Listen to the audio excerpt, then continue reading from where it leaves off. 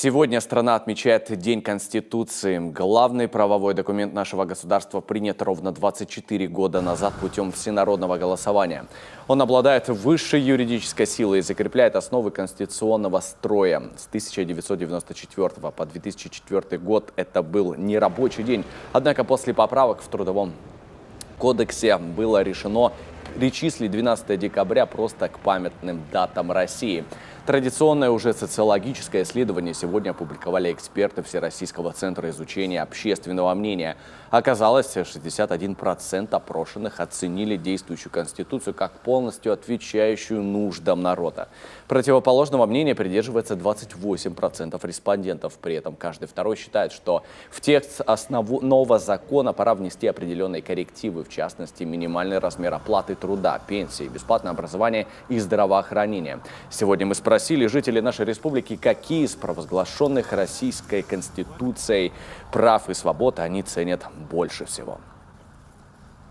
Независимость, самоопределение, гарантии прав и свобод граждан. Право на отдых, право на труд, право на здоровье еще, наверное. Больше не знаю, на что еще. Когда принимали Конституцию, участвовал в этом деле. И в основном мне эти положения да в основном все поддерживаю.